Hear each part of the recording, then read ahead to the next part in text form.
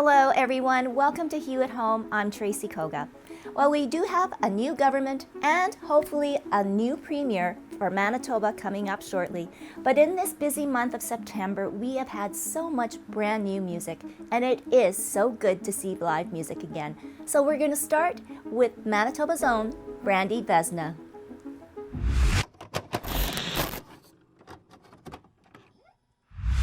It is always great to meet another incredible singer-songwriter here in our own backyard. So welcome, Brandi, to Hue at Home. And I have to say, we've been really lucky since, maybe halfway towards summer and into fall now. We are getting a little bit more out there and being able to connect and listen to great live music again. So what has it been like for you in this whole journey of being isolated and then now slowly coming out? It's been interesting. I have elderly grandparents and an uncle who is he has cancer right now. So I've been really precautious with what I've been doing, and I sometimes can find myself slipping into a little bit of fear about where I go. But it's been really nice to be able to play.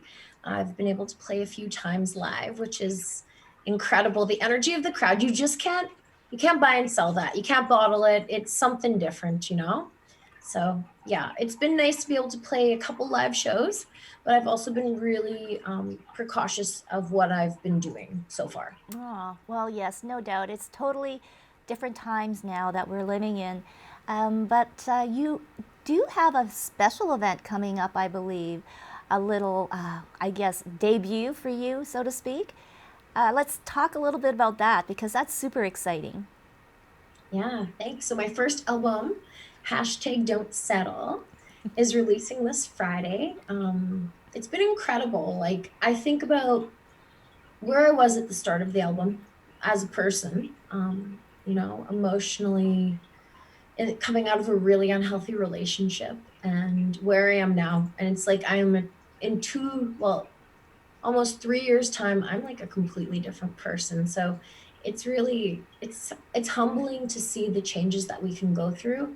And also to say, like, when I really started taking music serious, I had just come out of a relationship that was like all consuming at that time. And I've taken that energy and I've put it into myself and something I'm passionate about. And it's so incredible to see how things can change. Oh, that's amazing. And it does take courage and a little bit of, I guess, fortitude, right? To put your life out there, so to speak, in your music. What was the journey like for you, Brandi? Like, and was there a turning point where you knew, okay, this is going to be good, this is what I need to do?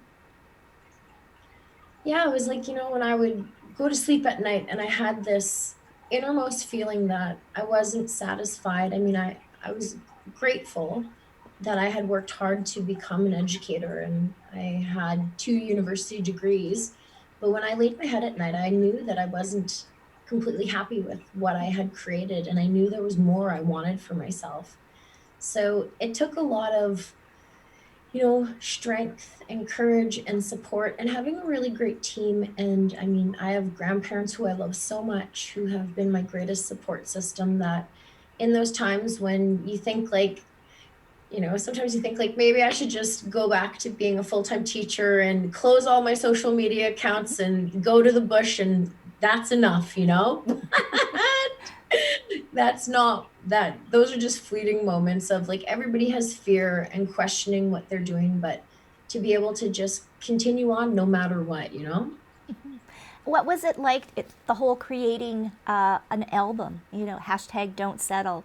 The name says it all, I think, in your journey to get to this point, but songs that kind of resonate for you, what are they and why? Well, it's been incredible. Sorry, here's my cat Harvest Moon. She was found under the Harvest Moon 2 years ago. Aw. um, it's been incredible to be able to, like, okay, when you first write a song, now I think of songwriting as same as like I'm an author and I've written and I blog, but it's like this beautiful thing that you can't force and you essentially channel us like a song channels through me.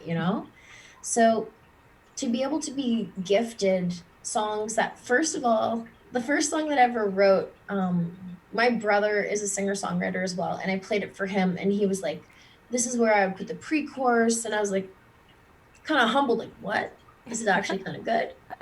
So Oh, then bring it to a producer, like that is the most raw part of yourself, like to bring a song that you've just essentially bare bones started an idea and to bring it to a producer and to bring a song to life with your band, like it's bringing something to life. It's incredible and it's humbling from the start to the finished product. Like I knew when I wrote Walk Away, I started to cry right after it came through, and because I knew it was good and I knew it would help people. And it's really humbling to be able to do that, and definitely a gift.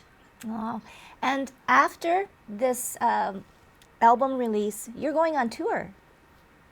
Yes, my first tour with my band. We are going to 10 Indigenous communities, and it's going to be an amazing experience because just being able to travel on the road, to tighten up our harmonies, and to be able to bring music to, a lot of my own communities, a lot of different Métis communities, especially. It's going to be incredible. And really, right now, too, Indigenous communities really do need support. They do need the healing process. I know that music is a big part of it. This probably will have a profound effect on you, too, right, Brandy? Well, yeah, because I mean, like I said, it's beautiful to do things online, and I'm grateful and I'm appreciative, but to experience a crowd, and you know what, when I get a message from somebody, like it chokes me up especially a woman sends a message and says, I was really struggling and your song actually helps me and it helped me get out of this situation. Like there's I mean, that's the reason why I'm doing what I'm doing, is because first of all, I love it, but because I love it, I'm able to help other people on their journey as well, right? So yeah, it's incredible. And also, my song Danger, it came through in a dream, actually, the start of it, and it's for our own missing and murdered Indigenous women. And to have women learn a word like discernment and to think about the decision making they're making, or to trust their intuition. Like, I wish I heard that message when I was a young girl. It probably would have saved me a lot of dating issues. But yeah, so it is a blessing to be able to share that. And do you think now is a good time to make a change and, like you said, to address all of these issues that for so long have not been? People have turned a blind eye or they don't want to speak about it. Like we said, the murdered and missing Indigenous women and children, uh, residential schools. There's so much. The list goes on, and it's not just for Indigenous peoples, but for all, for everyone. And I think you've got a great platform. I think the universe. Well, definitely. And I'm thankful as an artist, like Riel said, my people will sleep for 100 years and it'll be the artists who return their spirit.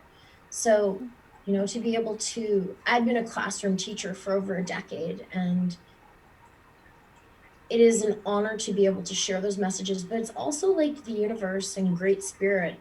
The universe is open to it now, and more young people, they're able to express who they are. They're able to choose their gender.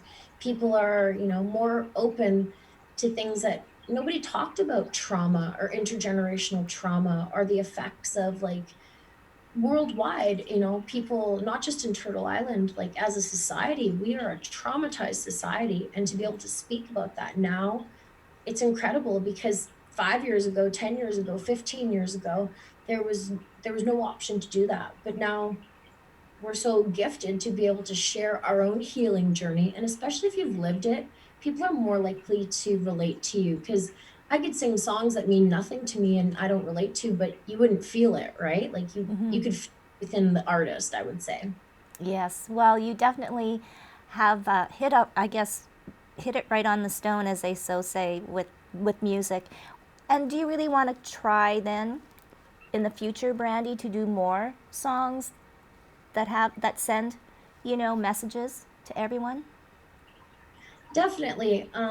I've been co-writing with some of my favorite co-writers, and we're working on a fun one that I said, girls, I want to write about something that has nothing to do with relationships. I just want to sing about enjoying our lives and having a good time.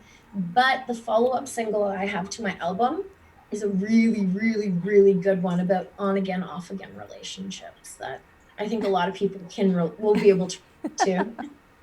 Oh, no doubt. Well, congratulations, Brandi, on achieving all that you have in this trying time. And I know that there is a light at the end of the tunnel, that we will be able to see you perform on a big stage, and it'll be, I know, pretty wonderful.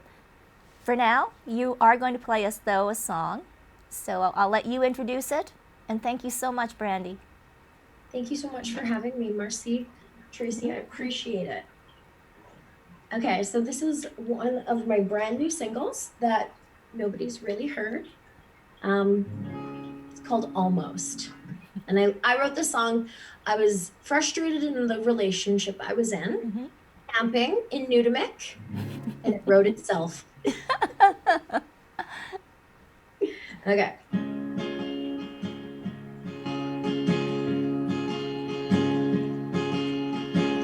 Have you ever lied to yourself, thinking he's someone else? You're trying to make it work, but you're dealing with a jerk. You're trying to make things fun. He's looking out for number one. Lying there thinking to yourself, there's gotta be someone else.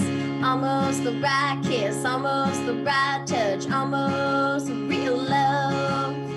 Almost the right kiss, almost the right touch, almost real love. Real love's coming for me.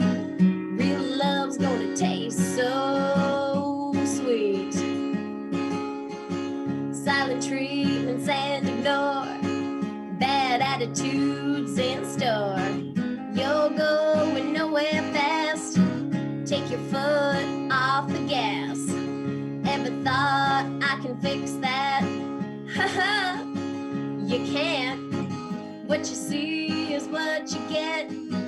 Is that what you accept? Almost the right kiss, almost the right touch, almost real love. Almost the right kiss, almost the right touch, almost real love. Real love's coming for me. Real love's gonna taste so sweet.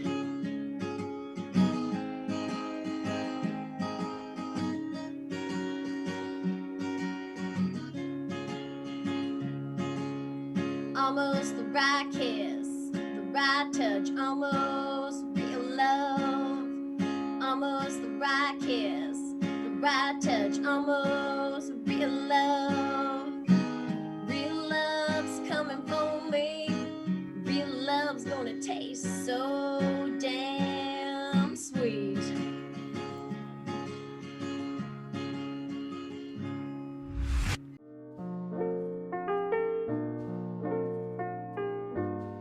Girl, you know what's up. Ooh, say what, say what, say what. Girl, you know what's up. Ooh, say what, say what, say what. So tell me what's up. I'm digging you. I'm feeling you. Girl, you know what's up. Say I'm digging you, and I'm wanting you. So tell me what's up.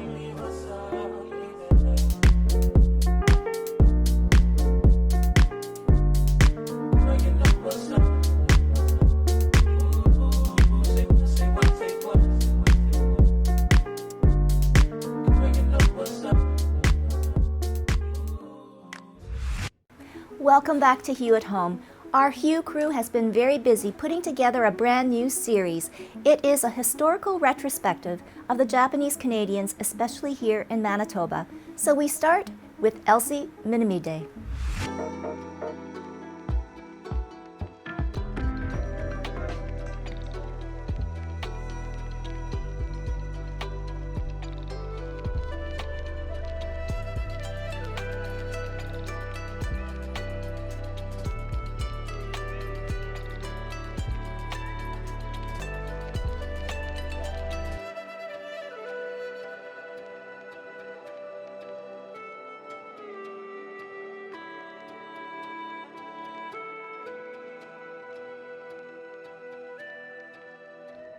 you so much, Elsie, for coming here. And it's all about getting your story out, sharing some of those memories, sharing your thoughts and feelings throughout all of these years here.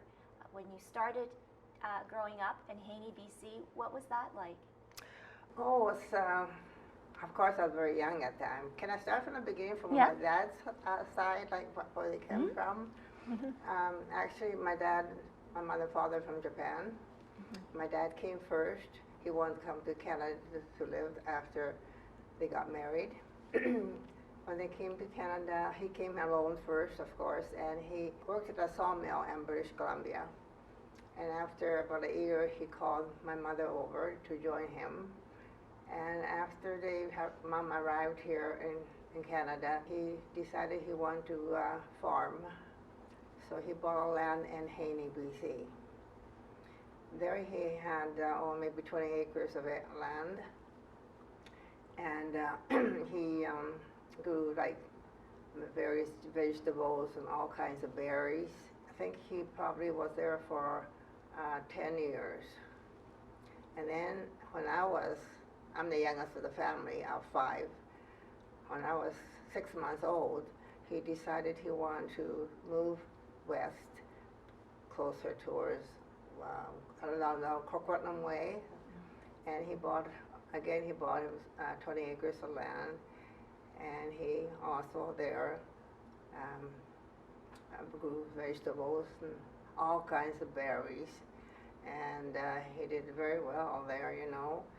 And after about 4 years there, 4 or 5 years there, he built a house, because they were just, when he bought the land, it was just a big one-room house and with shed or whatever. But he wanted to build a house, so he built a house with the help of course, of my brothers who were in their 18, 19, only around there, so they were able to help too. And also he had friends from around the area there helping him out. So he built himself a really lovely house, a 2-story.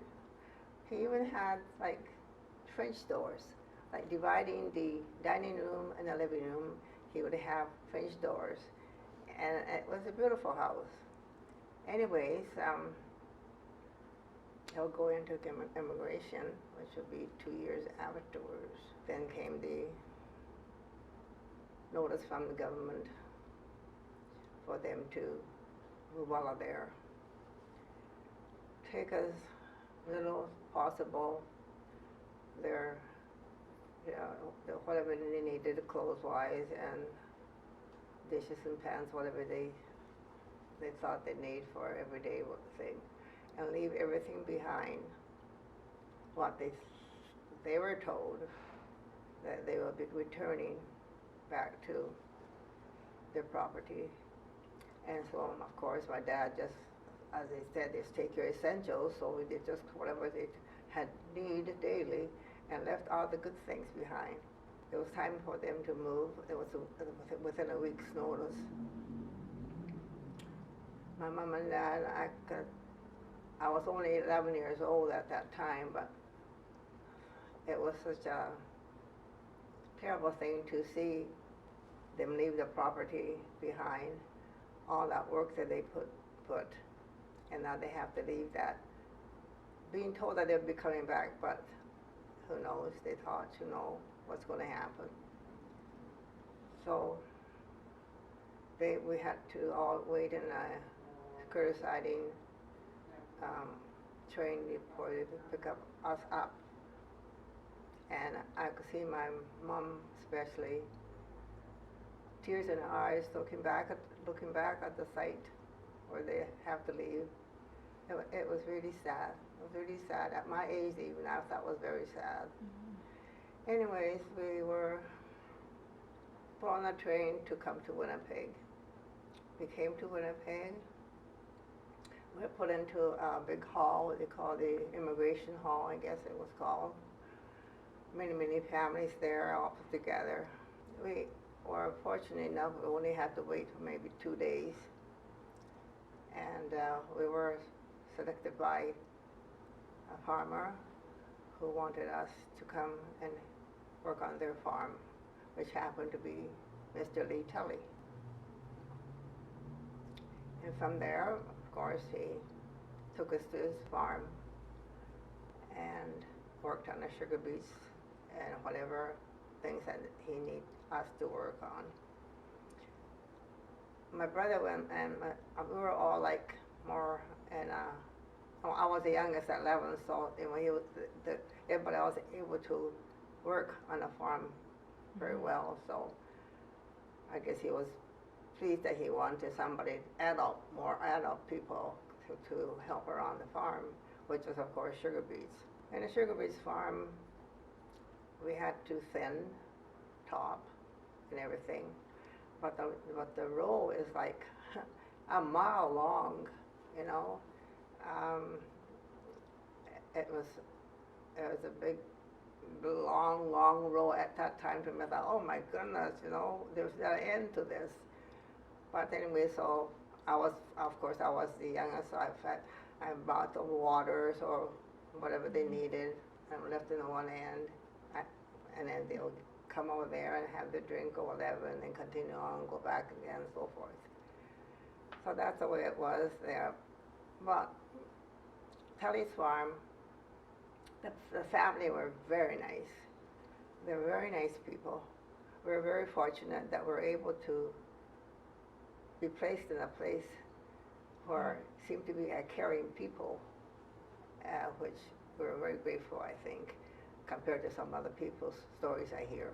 It must have been a bit of a culture shock for you to leave where you were in that beautiful home and then come to this farm, a foreign land. Or going back before evacuation, yes, I was there. As I said, Dad moved back into Pet Meadows when I was 6 months old. So I went to school there, and I even went to Japan with my mom. I was 9 years old at that time. Wow. We went to Japan, and I stayed there for, I think, 2.5 months or something like that, during the spring season where the farm wasn't able to work at yet at that time.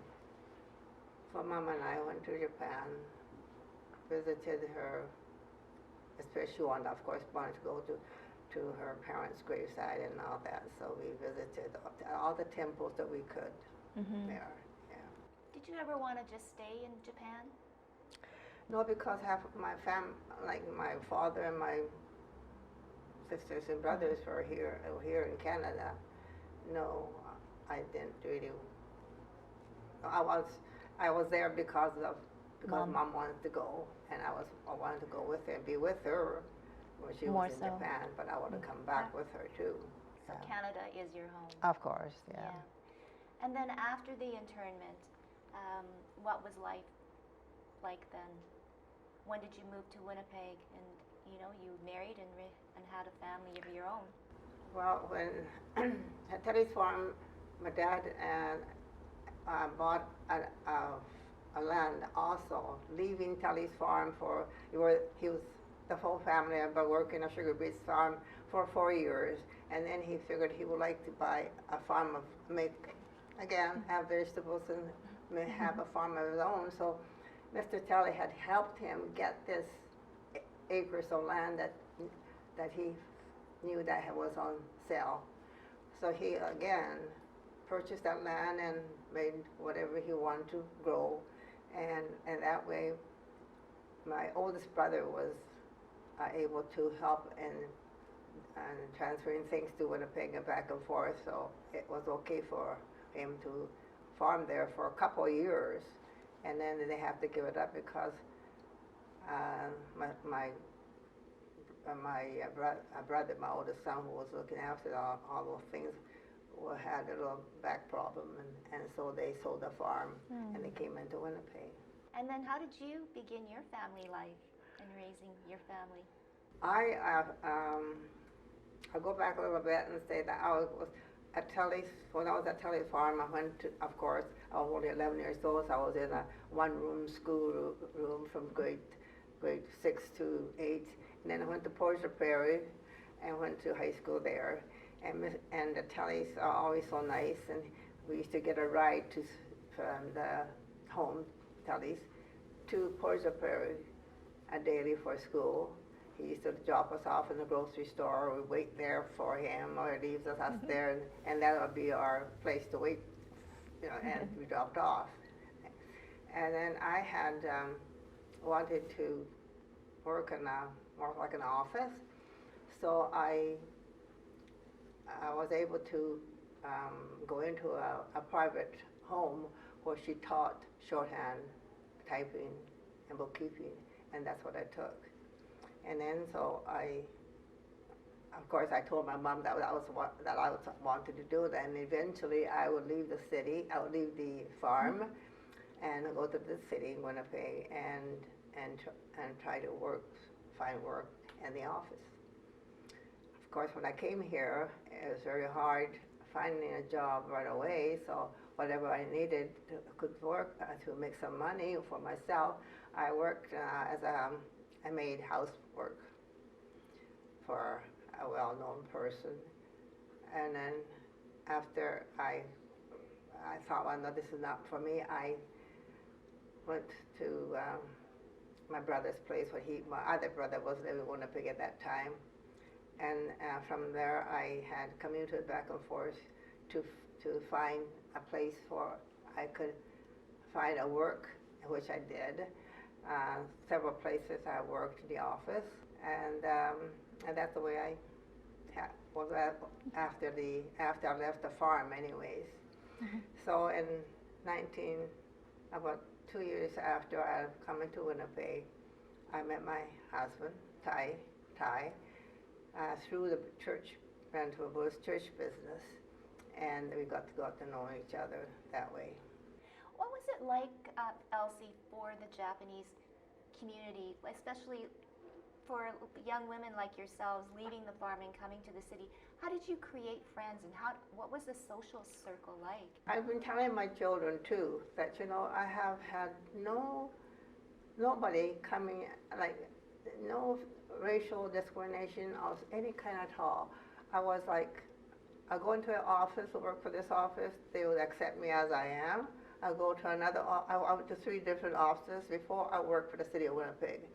When the city of Winnipeg, and people are so nice, they treated me just, as there's coffee time, we just bingo together and talk of anything, talk whatever we wanted to talk about. And there was nothing in any way that I felt that I was different, in other words. I was really, really amazed that I was able to socialize with people without being hurt in that way. And then the redress comes, and more of these stories being told. And how did that change you at all, or did it? With regards to redress, which is something that was wonderful to happen, thanks to Art Mickey and the NAJC and associates who had persevered and did so much, to get this redress. And it was something that was really amazing to have happened. But again, I thought about my mom and dad.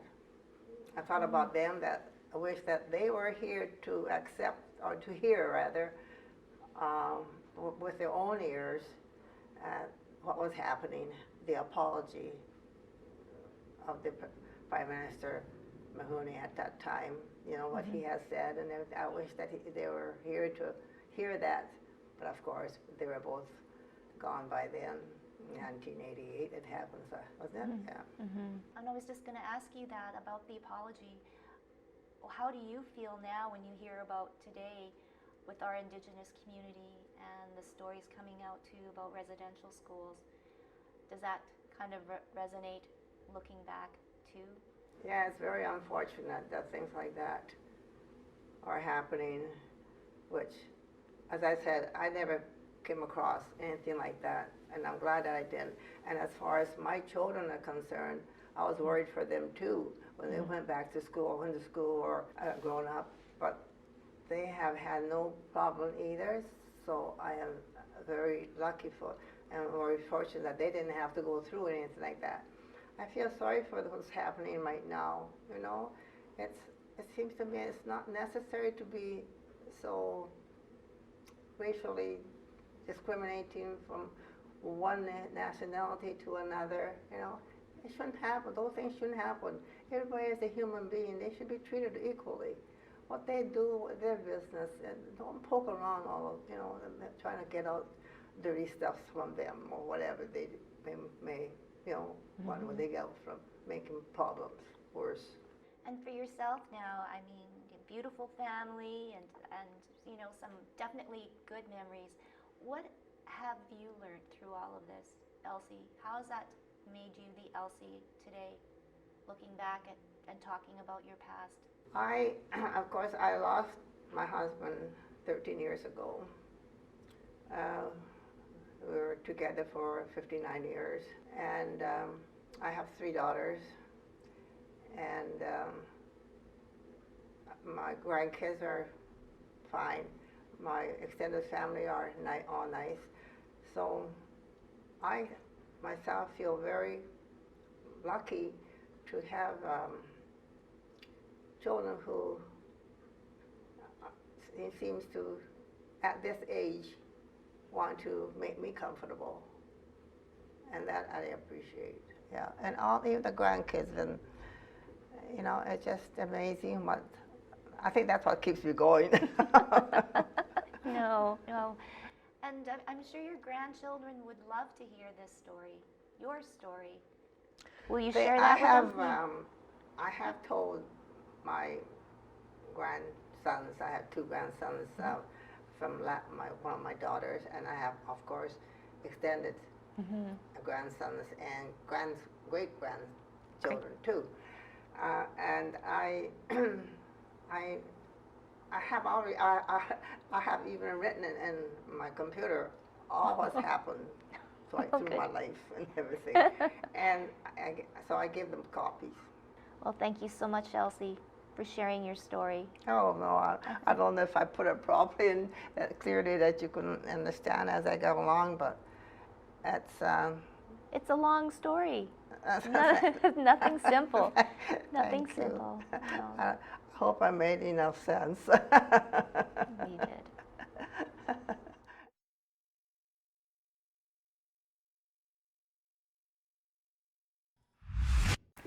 We want to give a big thank you to all of our guests on today's show and leave you with this question.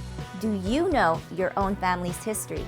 We want to know, so send us an email to hello@ilikehue.com, or you can message us on Facebook and Instagram at iLikeHue. But for now, stay safe and healthy, and we'll see you next time on Hue at Home.